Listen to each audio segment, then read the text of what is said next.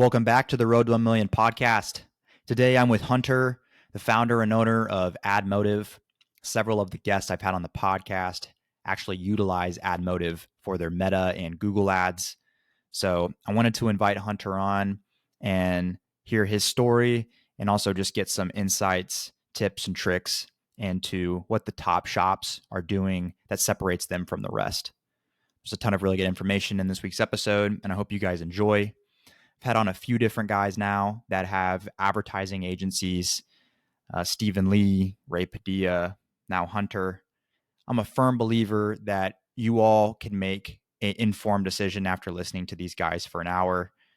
And I don't think that it's a one size fits all. I think that these guys all have their specialties. These guys all have a ton of really good experience.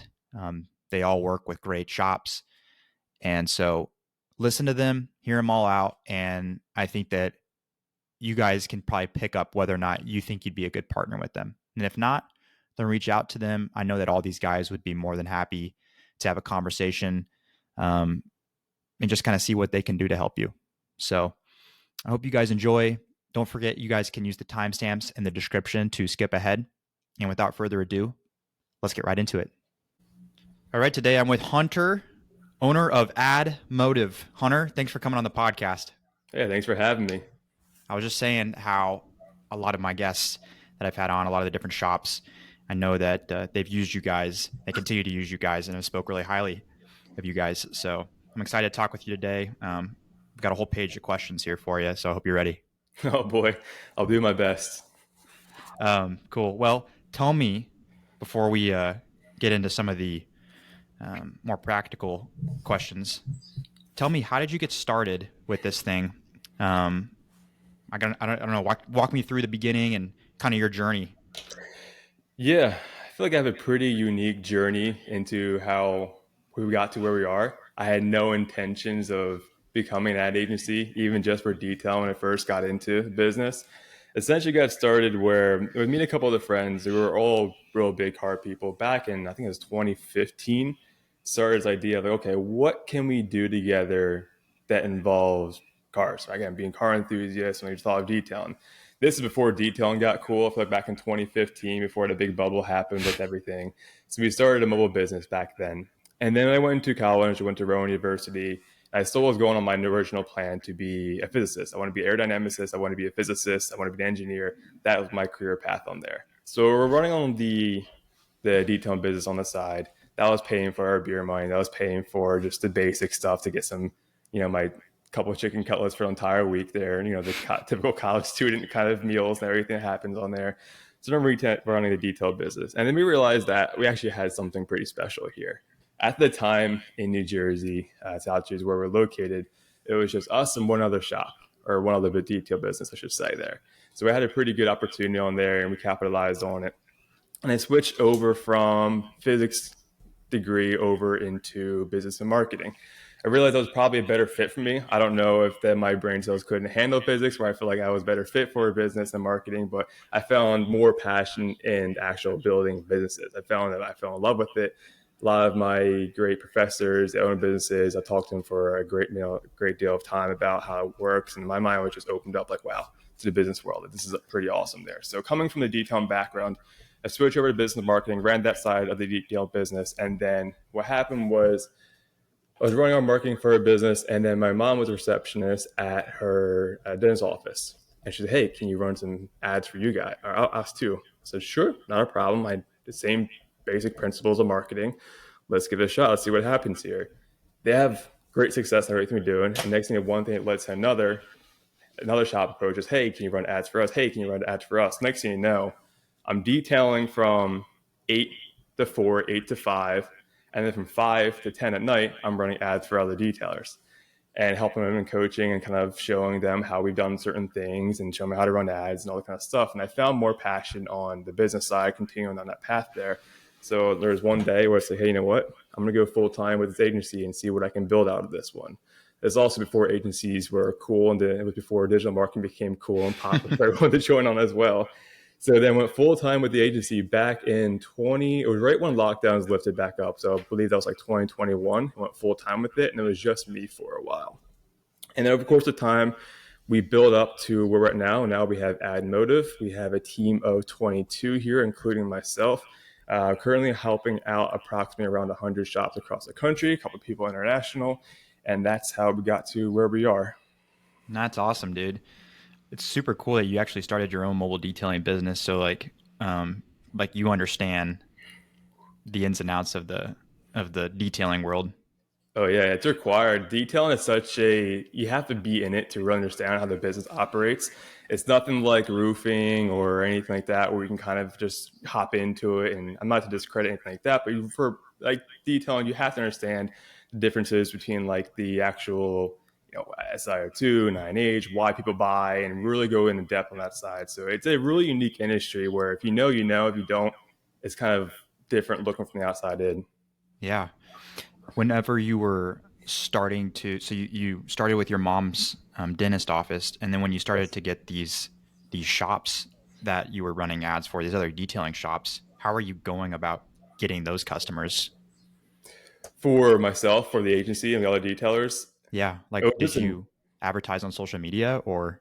not yet. No, it was just word of mouth at first beginning times and everything. So I think the first big shop we worked with was a shop named Jonathan Monson, Dirty Dream. You might have known of him. He's relatively pretty famous online with that. He was one of the biggest guys we started working with at the time. And then he gave us a shout, say, hey, these guys are absolutely crushing it for weed. And he's a phenomenal story too on what he's built on that side. But he's one of the biggest shops we started working with way back in 2021 or 2022, maybe early 22, and he shot us out. And from there, we actually had a full-fledged LLC, the whole business at that point there, and really started growing. So that was kind of like the launch pad for us. Mm. Hmm. And so, did you start doing social media around that time whenever you went full time? Yeah, then I started posting consistently online. I think I try to post at least once a day, every day for the past 5 years. That's how we do mostly of our marketing there. Obviously, there's some changes and kind of different things we'll do on that side, but that's how we get most of our people. Now, of course, referrals is how we continuously. That's how our. It's funny enough, like a marketing agency, we prefer getting referrals, but we started running ads recently too, just based on the systems we have built. Just different business model. I don't want to onboard 15 shops a month. That's not what we want to do. We're a big agency with a small agency feel and very, very personal in how we do everything from top to bottom, from the communication. And as people are often surprised where they come on board with us and they understand, like they see everything that works on the back end, like, oh, you guys are much larger than we thought you guys were. I'm like, that's kind of the feel we want to go for. Yeah, that's cool. I wanted to mention or ask you something. You mentioned detail bubble. What do you mean by detail bubble? I mean, I think I know what you mean, but I want to know what you mean when you said that. Oh man, I don't have to discredit anybody, but people see stuff on social media and like, oh, detailing is a get rich quick kind of thing there. When in all reality, we know it's not true. Right? Any business you see online, like, oh, it looks easy to start. You get into, I'm like, wow, this is much harder than actually it seems on that side. So social media definitely propped up detailing just because it is a low barrier to entry industry to get into. You only need a couple $100 to really get started. We see and hear phenomenal stories of people literally just starting out of their parents' garage. They have a cheap Toyota Camry that's barely running. They started detailing and built these empires on there. So really, really great stories. So it's really when it came around there and people realize how easy it is to get started, but how hard it is to actually continue with it. And same thing with digital marketing too. Now there's quite a few out there that try to hop in industry and everything like that. So yeah, it's been interesting so far. So with that being said, for guys that maybe they've had a detailing business or they're just getting started, what do you think in 2025? I mean, we're going into the second, well, basically the very end, fourth quarter here soon of Mm-hmm. 2025. What do you think makes the most sense to separate yourself from the competition? Like if you've got no marketing or you're just posting like after photos of cars that you're doing. It's a good question. I would say do what others aren't willing to do. And that doesn't mean in terms of jobs. I'm talking about the actual marketing part there. When it comes down to any great shop, you look at any shop, what is the number one thing they focus on? It's going to be the relationships they build with their customers and the experience. If you interview any top shop, that's exactly what they say. And that's what we see too with our top guys as well. So when you first start out, you don't have money, but what you do have is time. So what you do is you spend your time on building those relationships. You spend your time on the weekends to going out these cars and coffees and just talking to people. If you want to pursue dealerships, go and just talk to people, build a network, go to your local business, chamber of commerce, and everything that you just got to shake more hands as possible there. So once you start doing that one, you start to really ingrain yourself because what happens is people are intimidated by being in person a lot of times, especially when they're first starting out. Their confidence is low. They're not sure they can do certain things. Now, of course, it doesn't apply to everybody. Some people are just naturally very extroverted. They have that confidence to go, I'm like, yeah, I can knock out all these cars for you guys and everything like that. But just doing the things other people don't. And the bar is pretty, I say this very carefully, the bar is very low to be successful in this industry because essentially all you have to do is just work longer and harder than most people. You have to, of course, be on camera. A lot of people don't like being on camera on social media. As you know, it does wonders for a lot of people. And just go out and shake some hands. And a lot of people are scared of that one, and especially when they first start out there. So it really comes down to just being that personal person, that community. Yeah. Yeah. I think on that point too, professionalism too is probably really important, wouldn't you say? Oh, absolutely. Yeah, that's a part of the experience too. And understanding that like you're not just, let's say, a hunter with your little detailing business. Like you're a full-fledged operation that can accomplish these things. Yeah. Yeah. And it doesn't mean you have to have like the super nice van or like the wrap trucks. I think a lot of guys that are just getting into it, maybe they're doing a little bit on the weekends, like they automatically go and spend $50,000 on a van setup and get it wrapped. And I don't think you have to do that to Mm-mm. be professional. Yeah, not at all. Not at all. And people actually will buy into that too in terms of they'll root for you. They'll root for you and see that where we're coming from and there. And then just being a regular person. Again, you still provide professional experiences on how you show up, how you conduct your business, how you communicate, and how you get the service done, and even the post service experience as well. Yeah. What changes are you seeing this year, or even towards like the later end of this year that maybe you were surprised by, or like you didn't see, um, like last year in 2024, like particularly with marketing?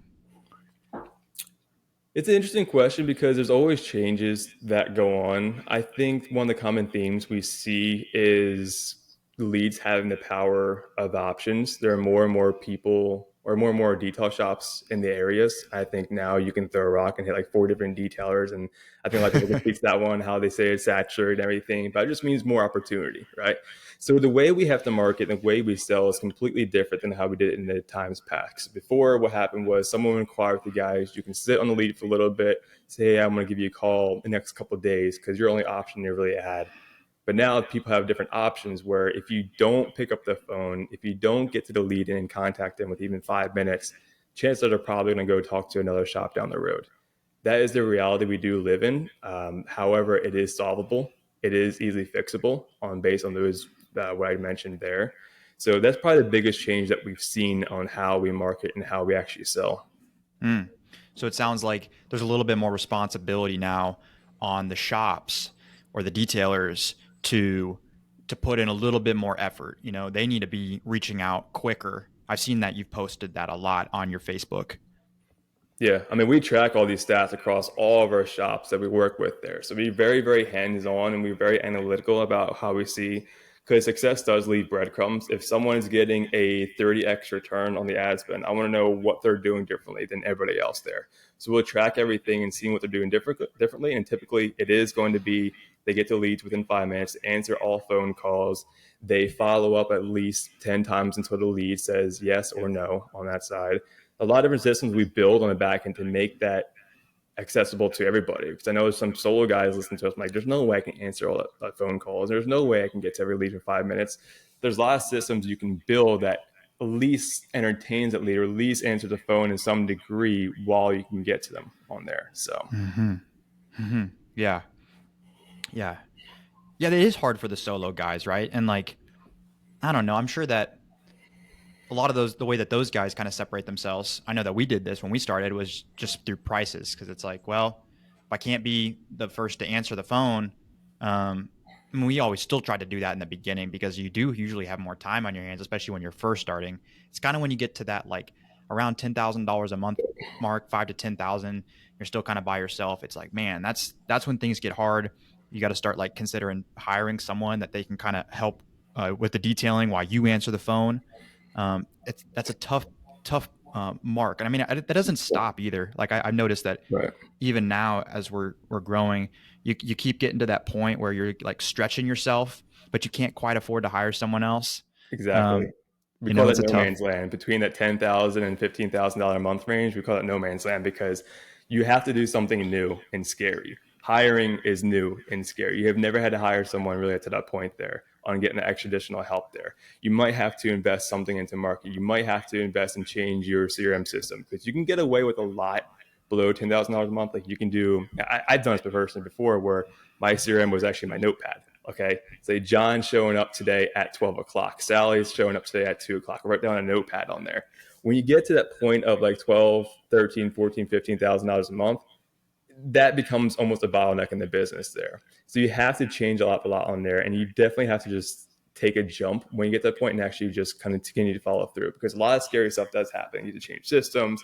You have to learn different things to do. You have to hire. You have to train. There's all different skill sets you have to do. And you really, it's when you start transitioning from a detailer to a business owner because those are two different skill sets, being a detailer and being a business owner, completely two different things there. So that's why you start to see again at no man's land because you have to start to transition from a detailer to a business owner. Yeah, I want to know how you guys do ads for like tint shops as well, correct? Of course, yes, we do wraps, tints, PPF coatings, exclusively in the detail industry. Okay. So we recently got into window tint about the start of this year. And maybe it's because we're just still new to it. But I've noticed that the leads they're totally different than like detailing leads and ceramic coating leads. And even detailing leads are different from ceramic coating leads. But with window tinting, it seems like everyone knows what the product is. And I'm getting, at least it feels like I'm getting a lot more tire kickers, Mm-hmm. people that are just shopping solely based on price. Yep. Um, so I've kind of my theory in my head is to get a higher increase in conversions, a higher closing rate on my leads for window tinting in particular. I need to be answering the phone, like you said, quickly, and I need to be able to offer like same week, if not next day, window tint jobs, and then have Yep. options too. That's kind of been my theory, is like having like a good, better, best option. So let people Yep. pick. What is your thoughts on that? Like, is there something I'm missing? Am I totally off base there? No, I mean exactly what we see too, because window tint is a commodity. It's roughly the same product across the entire market there. And obviously, there's dye tint, a ceramic tint. There's all different kinds of tint on there. But for most people, they don't really understand that part there. So when it comes to actually ads, what you can do to increase lead quality is you add friction points. And friction points just means it's harder for someone to get in contact with you or give them a reason to contact you. You might think that sounds really counterintuitive. Don't you want people to actually call me? Well, when it comes to window tint, you don't want to be dealing with the 99 dye tint people, or maybe you have a certain price point of window tint. Is a hey quality, maybe you start at 150 or something like that. So we actually do to increase the lead quality on the front end is one, first and foremost, you can say, hey, our pricing starts at $200. That automatically disqualifies people who are looking for that $100 tint, right? Other things you can do is instead of doing, let's just say you have a Facebook ad where you do the lead form where it's so easy for someone to submit a contact form, bring them to a landing page, send them to your website, and make them actually have to search for that contact form on there. Don't put it at the top of the fold. Just tuck it down below, make them go through and qualify themselves further, and make the form a little bigger. So it's always a balance between, we do this internally too, of balancing when we launch campaigns is it's so easy to get leads nowadays from ads. What we're trying to do is get the highest quality lead. That's what the shop deserves there. So some people just, hey, just get me as many leads as possible. Sure, not a problem. But where the real challenge is really where people hire us is getting the people who are actually looking for the services, the people who actually have that want to buy these services in there. So you definitely have to add more friction points onto the ad. Hmm. How long do you guys leave an ad running before you decide whether or not it's a dud?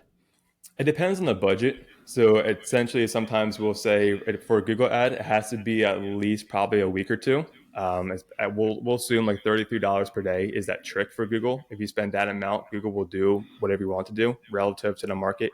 In LA, you probably spend a little bit more, but if you're out there in a little bit smaller town, that's perfectly fine what you do there.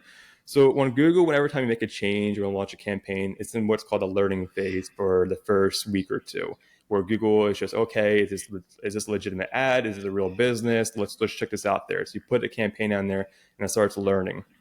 And usually in the first week or two, you'll start to know whether the ad actually works or not based on the clicks you guys are getting, based on the lead quality that comes in there, what kind of vehicles are coming in, how their leads, are they responsive, do they have 2025s, are they 91 Civics, what are they kind of things on there. Facebook is much, much quicker, usually be able to tell within the first couple of days of if it's a dud or not. But you always have to make sure that whatever campaigns that you do have, you have something running continuously. Yeah, like you don't want to be pausing it and then starting it back up again. That kills all momentum all the time. And we see that a lot too, where people will pause a campaign, they'll make the changes, instead of back out there, it resets it every single time. So is it better? Would you say it's better to leave up a campaign that's not performing as well than just completely pause it or shut it off? I'll be careful that one because you don't want to like send money out there just for the sake of sending money. Like if you're really just wasting money, then you're better off just killing it right then and there. But it's about identifying it before it even happens. There's a lot of signals you can look at inside the ad account of, okay, maybe this ad's getting stale. It's time to change it up. Let me make some changes before it goes completely a dud. What in particular are you looking for? A lot of it comes down to, we say, the lead quality nowadays is when we start to get the bad quality leads and bad responses. That's when we know it's starting to go downhill, or maybe the lead cost is starting to increase over like Facebook, for example. When we start to see the lead costs start creeping up and almost doubling, it's okay. It's time to put something else out there and test new creatives all the time. So yeah, do you just test the new creative or do you go straight to like the ad copy? It depends on what we feel the bottleneck would be.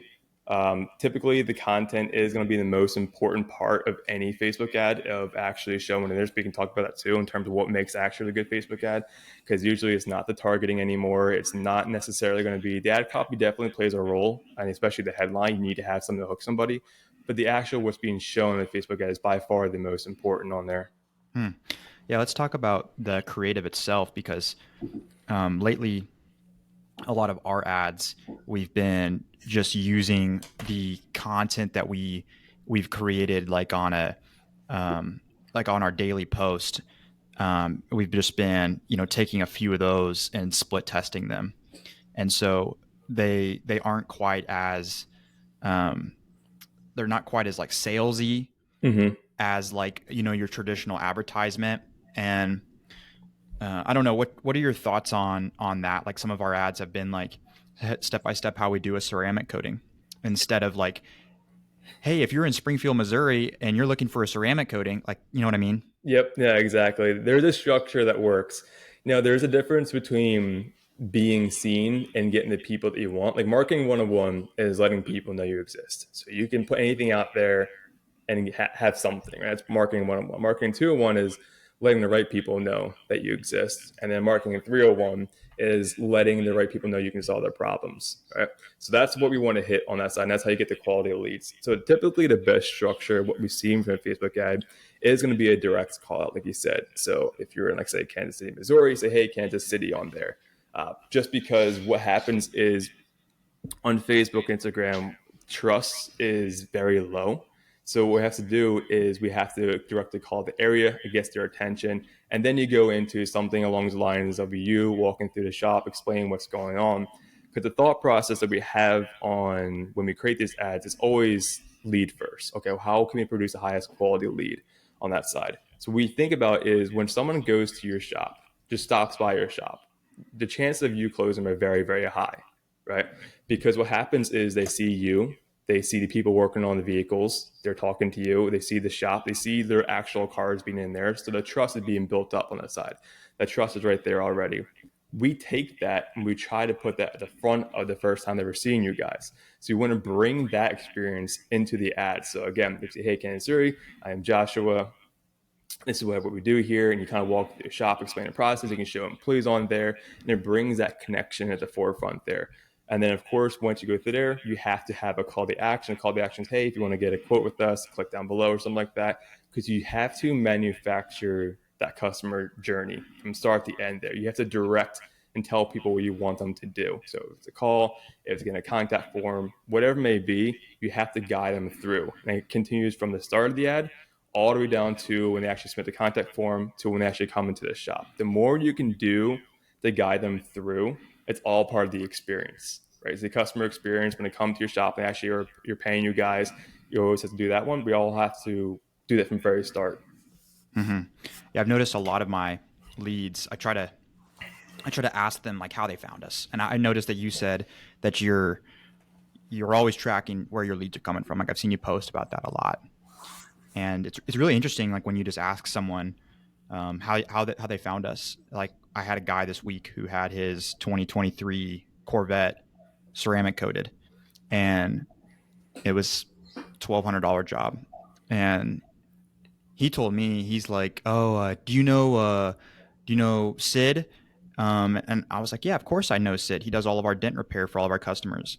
He's like, "That's why I saw your ad, and I saw that he followed you, and Mm-hmm. this was a service that he was thinking about getting." And so I was like, "Oh, that's really interesting. That like it was like that mutual connection Yeah. that." And I've had people said that before. Like I saw this guy followed you, so and he's always got shiny cars, so I figured out, I got to trust you too. Yeah, I mean that's why referrals close so high. Because they're passing the trust over to your friend there. Say, hey, my friend John uses you guys, so therefore he trusts you. Therefore, I'm going to trust you. So that's why referrals work. Yeah. But in this sense, it wasn't even like a direct referral. It wasn't like John called up this guy and was like, hey, go use Belk. Instead, it was like he just follows us. And so the fact that he Mm-hmm. just saw that we followed or he followed our Facebook page was enough to automatically trust us, which I thought was really interesting. Yeah, that's all social proof. Same in the game. Again, we're in a trust economy with all industries, right? People, the trust is so low online.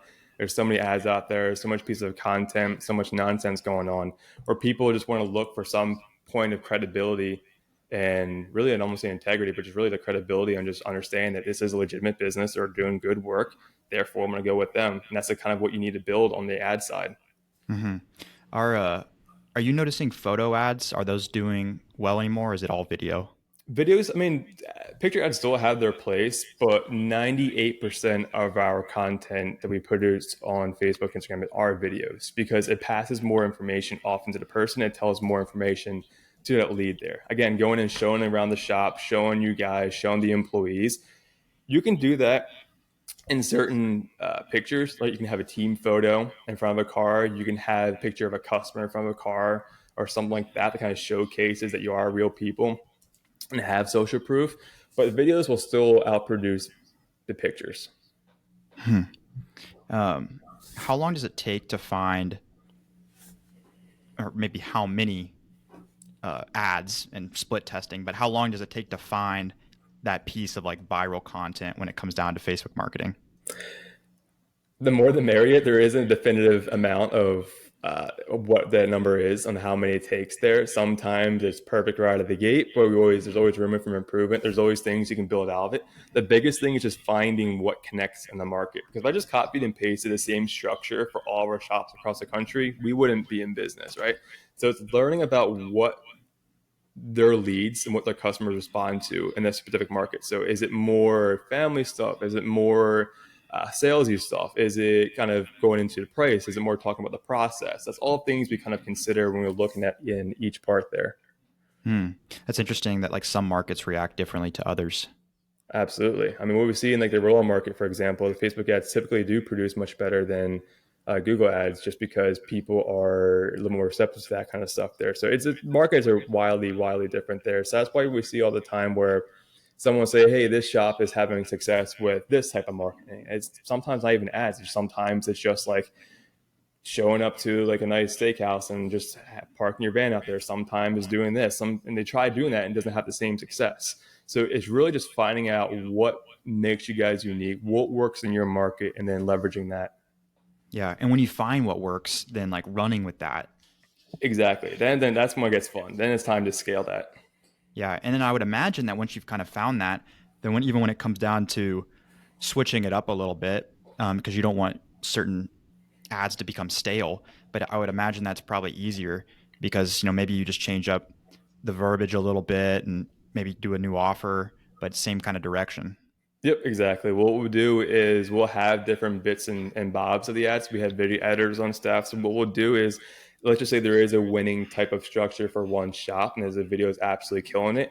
What we can do is we can take the call to action out of it and like Frankenstein it into a new ad, put the end of another one, and test different headlines, test different bodies. At all times, we're going to have it. I mean, again, depends on budget, but at all times, we want to have at least three, four, five different videos out there at a time. Now, if you have a bigger budget, you're spending, let's say, $5,000 a month in Facebook ads, and we'll definitely put as many as we can out there.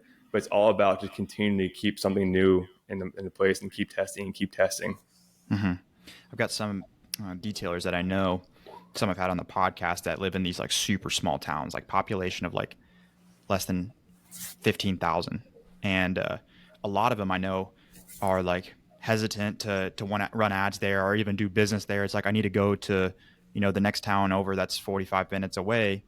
And what I've told them is like, I feel like there's more business there than what you think. Mm-hmm. Would you agree with that? I would. That's why sometimes Facebook ads work better for those rural markets, is because you create the market there. You create the demand for your service by talking about the pain points that they have over there. But yeah, I mean, it's certainly worked in that way. It works in that way. Of course, we have to do for those more smaller markets is going into a little bit more in-person stuff. Sometimes if it's that small town feel, go into your local chamber of commerce, go into your local business network groups and shake a lot of hands. And that also compounds too, where let's just say you're running Facebook ads for a while and you pop up to a business event, like, I know you, I've seen you those ads. We've seen it all the time too for our shops where they're running ads for us for a while. They'll go into, let's say, a Cars and Coffee. Next thing, they're a local celebrity because everyone's seen them before, and it all plays in part of that brand and building something that people want to be a part of. Yeah, I've had so many people tell me that uh, since we started posting every day in the last year and just doing more personable content, they never liked my videos. But as soon as I see them out, they're like, I've seen every one of your videos. Yep. People are watching, that's why we can't get wrapped up in likes and views and everything. People do watch these kind of things. So just because someone doesn't like actually like the post or like the video doesn't mean it's not actually doing anything for them, right? A lot of the time it's educating, it's just building that presence that we have. So yeah, that's why we can't get wrapped up in trying to be viral. Because for me personally, if I wanted my content to be viral, I'll just post memes all day. But that's not what I want to do. I don't want to be famous, because we were trying to do is you want to be famous to the right people, and being famous to the right people for me is the detailers, right? I don't want to be famous and world renowned for and start getting like people looking to get roof marketing and doing other things on there. This is why I want to be famous for, is in the detail industry there. So same thing with your market too, right? People they get really intimidated with content, like, oh, I don't know what video is going to get me a million views, or I don't know what, or something like that, or get me a million likes or something like that. Like, that's not going to change your business, right? Your market is only the people in your radius who are actually going to buy from you. So what good does it do for you to have people that are 2,000 miles away seeing your content? It's not really going to do so much. Though, sure, it might be social proof. You get more followers and people see your detailing business account has 20,000 followers. Okay, it might be a legitimate business. Sure, there might be some truth to that one, but people try to overcomplicate it and try to put too much weight on going viral. So just focus on your own market. That's all you need. That's the people that pay your bills. We joke about all the time too, where a lot of times detailers will make content for other detailers where we're not paying each other's bills, right? We always joke about all the time. And so just make the content for your community. That's all you need to do.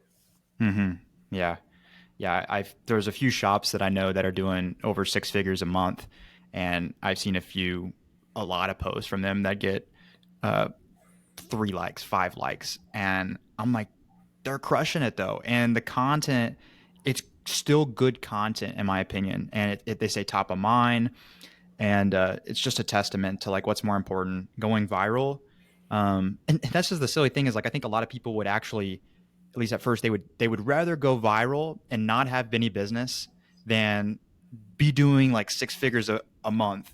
Like genuinely, I think a lot of people actually think that. It's so Yeah. silly. Absolutely. It's part of ego, right? It feeds ego. It feels good.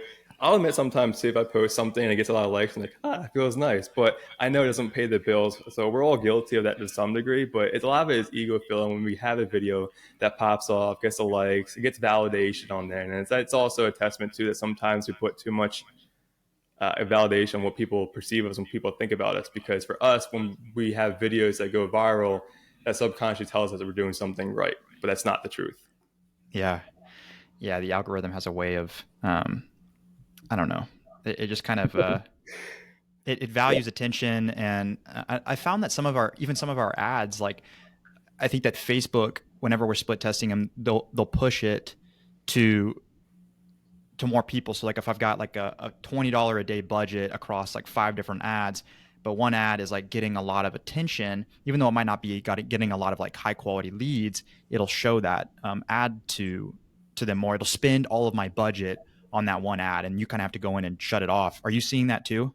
Oh yeah, absolutely. So it depends on how they have the ad optimized and how you have it actually set up there. So let's just say, for example, you have one campaign, um, one ad set, and like four different ads on there. Facebook will find the one that's actually starting performing and then keep running with that and won't spend on the other on the other ads there. So if you really want to test it, have different campaigns. So have like one Facebook campaign for this, one Facebook campaign for that one. So at all times it's spending that $20 each or 10 and 10, however you have it split up there. But yeah, it's Yeah. certainly a real thing. Mm-hmm. Um, do you think that going into the end of this year in like 2026, is there anything that like you're seeing, like, I don't know, just ideas that you have that like you think these things are going to become more prevalent? It's a good question. I think that people want to be part of something bigger than them in a way where I think you'll start to see a lot of the shops that succeed become more lifestyle brands more than anything. Now, you might I might say that you might be like, what are you talking about? Where you have people that have bars inside their shop. You have people that sell merch inside their shop. You have people that host events in their shop. I think that's a direction we'll start to see more and more of. You even see it for live popular, let's say coffee shop, for example. They have merchandise. They have events hosted there. They have part of their community. They're bringing people in there. I think that's probably the direction you'll see more and more people go towards. And that's true for any brand too, right? Where it's more of the business, it's more visibility. It's really just bringing on that customer experience that we keep talking about. Yeah. There's a company here in Springfield called Supplement Superstore, and they're they do a really good job of that. And Andy Frisella, who's the CEO, he's kind of a big personality on social Mm-hmm. media, and he's got his own podcast. But he really preaches that. I know with their culture, you know, they're always doing events and they're always showing up to different gyms. I mean, I feel like each of those guys that works there have a membership at every single gym in town, and they just had an event last weekend. And so, yeah, just very like actively involved in the community, and they give everyone free shirts. So like everyone's Mm-hmm. got Supplement Superstore shirts at the gym, and it's like that lifestyle brand. That's what I thought of when you said that. Yeah, exactly. I just met his name's Tony over at Fusion Gyms. He's in Logan, Philly. He's built incredible gyms and incredibly successful in what he does. And I was over to him picking his brain for a very brief moment because he was very busy with everything going on. And that was exactly what he said. It's just building that culture. When someone goes to his gym, they're not just going to the gym. They're going there to hang out with other people and talk to other things. They have eventually they're going to build a restaurant on top of everything. They're doing all these different things here to cater to that customer experience overall because it's no longer just a gym. Because when you're just a gym, or in this scenario, you're not just a detail shop. If you're just a detail shop, you're now being commoditized and you're same thing, you're same person or same business as the four other people in your area. So it's about standing out and uncommoditizing yourself or decommoditizing yourself in marketing and sales and as a business of being someone different. Because what happens is if you're just a detail shop, you're the same as everybody else, and they see that you charge, let's say, 2 grand for a full front, and then there's other people that charge the same and lower prices and higher prices, they're going to view all you guys as equal. And then what happens is, if you view as equal, the only thing that people have something to judge you on is the price. And when you judge on price, people are going to default to the lower option, right? So you have to make sure people understand what actually makes you different. Yeah, and part of that is like creating the family feel of it. Is like this: you're a part of my team, you're a part of my family, and you kind of take care of people that way. And people like to feel a part of something like that. So I think that if they can associate you, especially when they start talking with their friends and their friends use you, I don't know, it kind of becomes like this click in a sense. No, exactly. I mean, we keep going back to that common theme of relationships over everything, right? And experience and relationships. So when you can take into that some of that and put it into marketing at the forefront, it just lets people know that you're real, that you're a real person. Yeah. Yeah. How do you how do you do that really well? Like how do you show that personable family feel of your business on social media? That's a good question. There's a balance of it, right? Some people are really hesitant to show their family. I'm not saying you have to go show your wife and your kids and your grandparents and everything. That's not what I'm saying. That's not the message on there. But it's just being available for people to talk to. Even if you're an owner of a large shop, having your employees be a part of that, right? Each one have their own individual personality and bringing that in there. The easiest way, of course, is just having you guys on content, having you guys on video, and really just having your own personality and everything. People are really scared that when they come to video content, they're trying to be as professional as possible, and they're very like try to stay in their lane, very straight on how they do everything.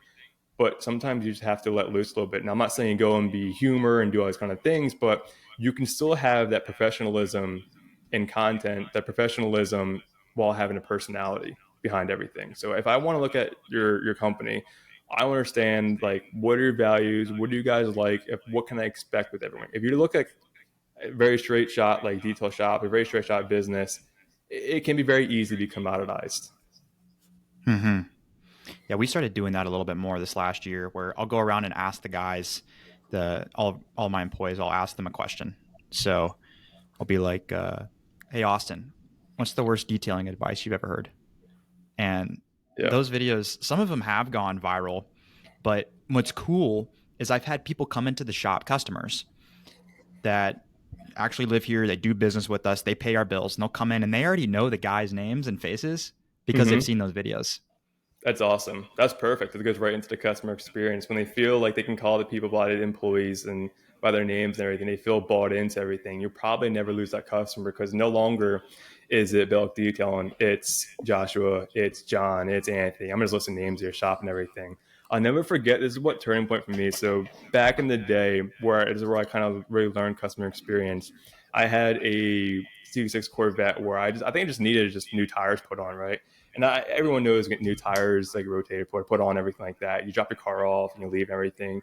There was one shop in particular where I dropped it off. They were known for performance parts and everything.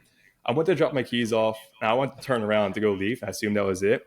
They say, "Hey, do you want to come check out the shop and look in the back?" I'm like, "Hell yeah, that'd be awesome. It's really cool." So I'll never forget. They actually walked me through a shop. They introduced me to the employees. They showed me some projects they worked on, and that really connected. It took 3 minutes for them to do that. And then it kicked Mm, me out. But I'll never forget that as a customer. I was like, I feel attached to this business now. I'll never forget that one. And that's why I introduced it into I introduced it into when our shops or on our calls with us, all the things they can do. So that's what we preach. And I'll never forget about that. And I was probably the same time when I started e-tailing business. So that's awesome. Another thing too is like offering them something like a water or a drink. You oh, want me to get you absolutely. something? You want a water? Like I'll do that with most of my customers whenever they come in. Oh yeah. Better yet is like don't even give them the option. Do you want to say, hey, do you want coffee or water? And they're like, Mm, oh, water, sure. It sounds good. And that definitely elevates the experience.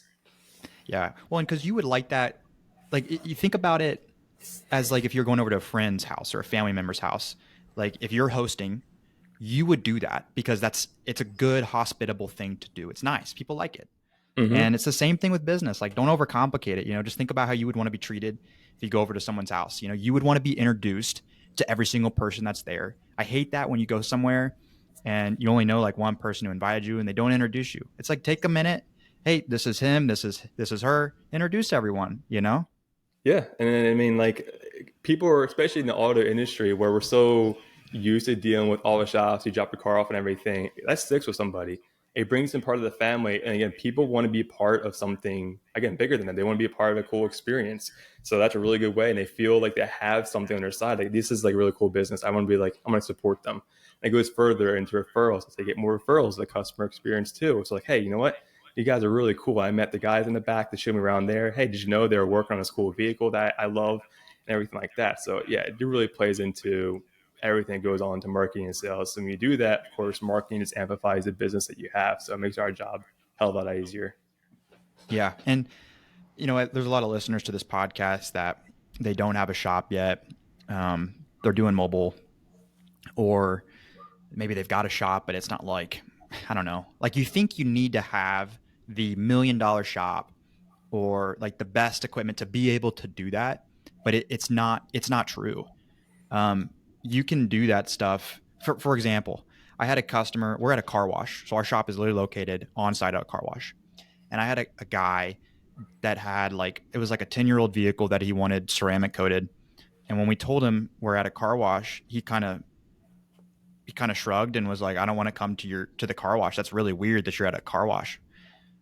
And that's fine. But we've had people that have Rolls Royces that have also dropped their car off at the car wash, and so there's going to be some people, yeah, that maybe they didn't feel like it was the most professional because you didn't have the $100,000 van. Instead, you pulled up in your SUV. But there's also a lot of people that you can still impress them and be professional, even though you don't have, the most expensive shop yet or the most professional van yet. I think that there's always things that you can do.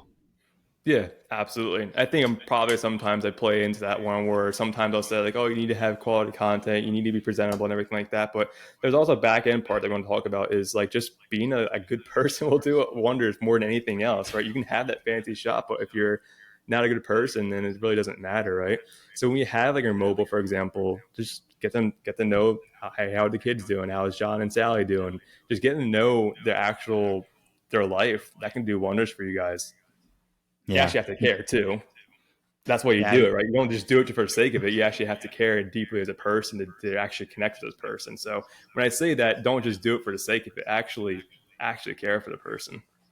Yeah, 100%. If you're just like faking it and you're just trying to do it to get something out of it, it's going to show through. You've got to do it because you actually care. Mm-hmm. Do you have any other like little, I don't know, little things like that to like um, just increase like the customer's experience and really build a good relationship? Like practical tips for guys that are doing stuff mobily. I think something that a lot of people forget about doing is the post-service follow-up. That's what we see most of a lot of times is like, well, the people will service the customer and then they'll never reach back out to that person. So even just like reaching out a month later, like, hey, John, how's the coating holding up on your Mazda? That can do so much. Opens the conversation back up. Like, hey, it's great. Actually, my neighbors were saying this is awesome. I told this person, told that person about you guys, and it really just really engages that person there. So even a simple phone call, like a month afterwards, 6 months afterwards, a year afterwards, it really does a lot because it goes back into the customer experience of bringing people in that they actually do care about their service, you do care about their vehicle, and care about the person as a whole. So that's something you really can do, and that's how you get more referrals from that service as well. Mhm. Are you seeing with paint protection film? Are you seeing a lot of your shops that you're working with that are doing PPF really well? Are they doing a lot of follow up with PPF and bringing people back in for post service inspections and stuff like that? Yeah, absolutely. A lot of times too, people will upsell them too. Let's just say, hey, last time you were in here, you get your windows tinted. We can do that too, or anything like that. But yeah, certainly. Because I've heard of locally, like a lot of my customers, I've heard them say like, "Oh, I don't want paint protection film. It peels, it yellows. Um, yeah, I don't want that on my vehicle." And yet, a lot of the guests that I've had on the podcast that seem to be doing PPF really well, it's like they hear those things, those complaints. They understand them, validate them. It's like I understand that has been an issue in the past, and they try to help them walk them through why they're different. It's like, you're going to come back in for a uh, post service follow up, and we're going to make sure that nothing's lifting, and just make sure you're happy. And you kind of hold their hand through the process, and that Hmm. doesn't mean that it has to be perfect. Because I think that's where a lot of our brains go, whether it's PPF or detailing or coatings. Like you worry that if you reach back out, then and it's not perfect, that the customer is going to want a refund or like, oh, I got to do all this extra work. It's like, I won't even reach out. But I think there's a balance. Like you can still set an expectation up front that it's not going to be perfect, but at the same time still like walk them through it, hold their hand, and make sure that they're happy with it.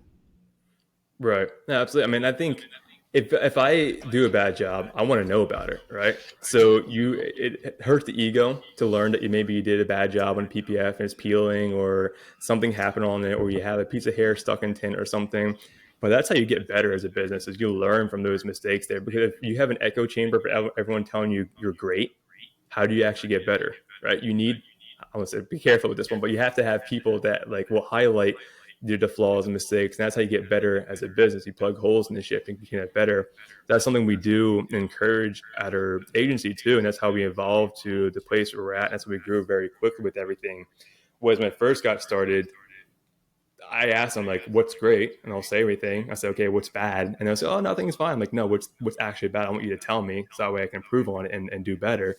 And we continue to evolve, and that's how you really accelerate the growth of your business. So you tack on the things because sometimes some people have okay with this, but a lot of times we don't like to be negative with each other. We don't want to say and give negative feedback like this could be better, that could be better. But for me personally, as a business owner, I want to know those things so that way I can fix them and make sure that everything is better top to bottom with everything. But going back to the PPF thing, I think also too goes into a lot of people like to focus on themselves when it comes to selling PPF about like what makes them PPF special and everything, rather than focusing on the customer about how it benefits them, their pain points, and talking about them and going from there. Because a lot of times people will do that with coatings, PPF, window tint, when in all reality, especially on a sales call, the person or talking to them, you're listening to them and you're hearing what they have to say.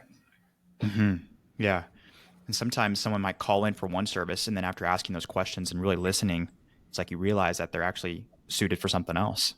Exactly there. So a lot of times we have what's called like the leading questions. When someone inquires for a service, you ask them, what they're looking for, what their plans with the vehicles are, what kind of protection are they looking for, because why people buy, there's a lot of different reasons why people buy PPF. It could be for maybe it's their babies, a weekend car, it's a daily driver. The more you understand what they're looking for, is the better you can assess what they need on there. So a lot of times people too, detailers have sometimes struggle with this one where they ask, "Hey, how much is PPF?" And they'll give them a quote, and they'll go and call 5 other detailers until someone asks these questions and really is able to work with them on that side. Because what happens there is you start the lead or the person calling in now realizes, okay, this person isn't here to sell me; they're here to actually help me out, and that's what business is you're solving people's problems.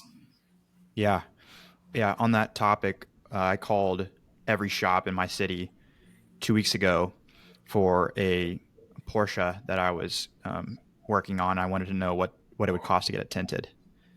And every single tint shop I called, one of them asked, "Do you want ceramic or carbon?" I think is what they asked. And then like one of them asked no one was asking me, if what are the reasons why you're getting tint, or have you had tint Right. before? And I was wondering, since we're still new to tint, like maybe that's normal, like maybe that's how it is in the industry, is just to kind of immediately go to price. But I don't know, there's got to be some kind of balance there with window tint. Yeah, window tint's a little different again because it is a commoditized service.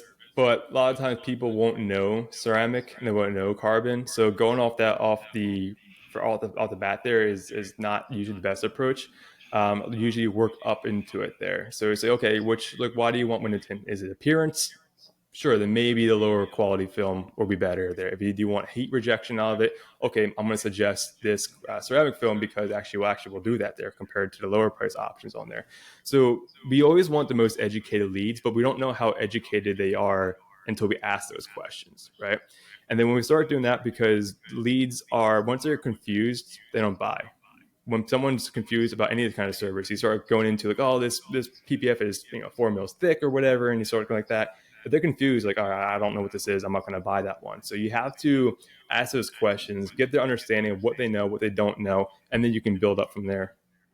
The hardest part with window tinting is the shade. It's like a lot of people don't know what shade they want. Yeah, exactly. I mean, it's always best done in shop. You can actually show those kind of things there, but actually, if you can have certain things on your website, say, hey, on our website we have different options we can see on there. But regardless, bring the car over to the shop, and we'll kind of play around with different options. Yeah, yeah, the website simulator, I think that really helps. I got a lot of people that are like, I want to stay legal, and that's a hard question because it's like, well, to stay legal, like truly legal, it's like we're gonna have to put a 50%, film on it, or unless you've got like a 40% film, at least in my state, because the Yeah. legal limit's 35. But a lot of that, the smoked glass on the front, it's like slightly tempered. So when you put like a Yeah. 35 film over it, it might actually read like 28. So Yeah. that's something that we've been kind of dealing with lately too, is just like figuring out how to talk to those people that want truly legal, or at least that's what they tell you. Yeah, same situation here in Jersey. I think the legal tint here is 50%, if it is at all. A lot of things aren't legal here in Jersey, so we definitely have to play around with everything. And all my vehicles are tinted to different degrees as well. Again, going into like why I buy tint for a Porsche is different than why I bought tint for my F-150, for example, or my wife's car too. So there's all different reasons why you have to understand why someone's buying a certain product or looking for a certain product. You can still back into it that way. Yeah, yeah, and yeah, I think that it was really disappointing that every single shop, um, they didn't mention anything about it. Just they weren't asking any questions. It was just automatically priced. But it also just goes to show like the ways that you could set yourself apart from Exactly. from everyone. Exactly. That's why I said before, like the bar has never been lower to be great, because if you can execute the fundamentals at a high level, you'll be fine. I like to use an example recently because I got my garage floor, I got epoxy flooring on my floor recently. And I called up the top three most recommended businesses that apply those coatings to floors. Uh, Two out of the three didn't answer. The third one that did answer is the one that got my business. And one follow up the next day, the other one didn't follow up at all. So it was just like the best ability is availability a lot of times, because I was looking, it wasn't an emergency. It's not like I need my floor done tomorrow. It's like I'm looking to get this done kind of thing. So it's definitely answer the phone, ask questions. That alone can separate yourself by far. It sucks to get to the point, and then we get to the higher levels. Then, okay, what kind of questions am I asking? How am I being portrayed online? Then you can really get to nitty gritty things. But if you just execute the fundamentals, that's all you really need to get started. Yeah, yeah, I agree. And you got to do those things a little bit for a little while. Like it usually always takes longer than people expect. They expect to be, it's like, okay, I'll do that, but it's been a month since you opened your business. You got to give it Yeah. a little bit of time. Yeah. There's a saying that it always costs more than you think and longer than you think. That's so true, man. Gosh, yeah, that's so true. And it's disappointing, but then you get into it and you have enough experience with life, and then you're like, okay, like you can start to shut down that side of your brain that thinks that this is going to be like another get rich quick scheme type thing. It's like that doesn't exist. Yeah.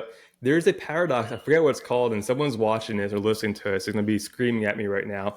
But it's like when you dive into something, you have that confidence, like, oh, this is easy. And you're up at the top there. And once you get into it, I'm like, oh, this is actually really hard when you're at the bottom. And you Hmm. build up the knowledge gap of getting back up to that point. I forget what that's called. And it's really annoying me that I can't remember what it is, but Is that the Dunning Kruger I think or so. yeah, It sounds very familiar. yeah, it is. Yep, yep. I'm looking at it right now. That's So exactly what it is. You think highly it's, skilled individuals tend to underestimate their skills, but um, people with low ability in a given area overestimate their own skill. So it's a similar idea. There might be a slightly different one you're talking about, but similar idea. yeah, similar idea for sure. Even when we do new services at agency, for example, like, oh, we can for sure do that when we get feedback from a shop. Yeah, we can definitely do that. We get into it, I'm like, this is actually a little more complex than we thought. So let's spend the next couple of weeks building this out there, and we'll test it out again. Yeah. Are you guys working with any mobile detailers? Oh, certainly, yeah. We work from guys anywhere from 15K a month to 10 million a year. So we work with quite a range of shops Wow. and mobile guys. I just use shops as a blanket term for everybody, but yeah, certainly a lot of mobile guys use us too. Yeah. I would imagine that the way that you work with the $10 million a year business versus the mobile guy is probably a lot different. It's definitely a lot different, right? If I marketed the $10 million shop the same way as a mobile guy, it wouldn't work out that way. There's different systems we put in place too, from the CRM that we manage, from the newsletters that go out there to the nurture flows and everything, even just how we communicate too on just coaching them through the calls and how they experience certain things. It's all completely different. Yeah. I was wondering, do you have any sales advice or like anyone in the industry that you recommend people looking at and gaining like learning from when it comes to sales? We have a lot of sales. I mean, I don't want to toot our own horn, but we have a lot of internal sales resources. We had a coaching call with all of our shops a week or two ago to kind of go over to what we see in the industry, because we can pull from a lot of different data points from our shops on what's working well and everything. So we have a lot of internal sales resources with everything. But there's certainly a lot of great sales people out there. And I think probably the biggest thing is don't be scared to look outside our industry too. So there's a lot of great salespeople. They're just generally great at sales, and they're sales coaches, mentors. And they have videos online on YouTube about how to do certain things. That's how we get a lot of good ideas from marketing too, because sometimes there's an industry that explodes. There's some marketing technique or there's some sales technique that's killing it for them. It can be applied to detail industry as well. So don't be agnostic to looking at other avenues and just kind of being a sponge to other large businesses too. Mm-hmm. Yeah. Yeah. Sales is a tricky one, especially for me because I, I'm always like balancing sales with morals and values and ethics because sales is definitely the worst industry for like poor ethics and morals. And so I think it's really important, especially for people out there that, want to uphold your morals and your values to balance that. Don't get too carried away with always just because this guy's selling the most doesn't always make him um, the best person, and so you've got to balance that. There's people that'll call in wanting a ceramic coating that have no business getting a ceramic coating, and you could sell that person a ceramic coating. They'll take your money, but you would know at the end of the day that probably wasn't the best thing for them. Yeah. And so that's definitely a tough thing that I've had to learn to balance. Yeah, I'll say this way then. The best way you can reframe that one is you're guiding someone to a decision. That's what sales are. Once you realize you sit in that mindset, it takes the pressure off. You don't feel manipulative or anything like that because you're guiding someone to a decision. If it's not a fit, don't it's not a fit there. No, if you lack morals and you lack everything, then that's all on you. But we run sales the same way where if someone wants to work with us and we feel like there's a better route, I'll tell them. We reject shops all the time there. So I don't think you should work with us. And they get really confused. I'm like, what do you mean? Like, don't work with us. I don't think you're a fit yet. Or you have to do this instead. Or I recommend on that side. So all you're doing is just guiding someone to their decision. If you truly believe in your product too, you should never feel that way as well with everything. Because you're truly, if you feel like you're that person with the best experience with you versus your competitors, that should also come through in your sales process. Like I truly believe that your best option for coding is going to be us there. So that also goes into how you feel about follow-ups. Like you're following up not just for the sake of it, but because you want to help that person. You don't want that person to get a bad experience with another person. You want the person to get a good experience with you guys on that one. So it does go into morals first and what you believe in and what you actually want to achieve out of that relationship. Yeah. Yeah. And yeah, I think the best salespeople that are still like highly ethical, like they really believe that like um, what they're good at and what you reached out for, which is what we specialize in. Like we know that we're going to be able to take care of you more than anyone else. And so like, that's why they're able to follow up with people consistently. Even though someone might not have answered the phone 5 times, it's like you keep following up just because like, how valuable your service is and how much better you are than all your competition. Yeah, exactly. Right. I mean, if someone's looking for a service and you believe in your product, like why, I mean, it's different for everybody and why they believe like they should be able to help that person out there. But essentially what it is, again, business is just solving problems. And we believe we can solve this problem the best. We can almost guarantee that you're not going to have a crappy experience with us. We're going to take care of you. You're going to be part of our family. And that's what you believe in. So when you start looking at sales that way, it makes it a lot easier to digest having to do 5 follow-ups and having to pick up the phone and talk to people. Yeah. Yeah. And I think that if you don't feel like that, then it's a sign that maybe you should look internal. It's like, why am I not, why do I not feel motivated to reach out? Or why do I not feel confident with it? Like what can change internally about our business to make us the best fit for this type of service that can make us better? Exactly. It's being, again, just customer first, customer focus. Once you have that one, because what happens a lot of times in sales, again, going back to things we talked about earlier in this podcast, but like we focus so much on ourselves and our presentation and what we're saying and our service and our quality. And we forget that there's another person at the end of the line. When we focus on them and guiding them and helping them out, it takes the pressure. It doesn't even feel like sales at that point. It's just talking to the person. Yeah. I love that. Where is a good place for people to reach out if they want to learn more about your business? Yeah, we have a couple of different places. You're on Facebook. You can DM me directly, Hunter Zarzycki right there. If not, AdMotive.com. You actually will have direct access to my calendar too. So you can book a call. There'll be one else on there. We can talk over your marketing. We can talk about sales. We can just chat about whatever you want to. But those are two of the easiest ways to reach out. All right, cool. I'll put the link in the description of the podcast as well. Sounds good. Appreciate it. Yeah. Well, thanks for talking, Hunter. This has been great. And I really appreciate you coming on. Yeah, thanks for having me. It's been a blast. Cool. Well, thanks everyone for listening. Thank you.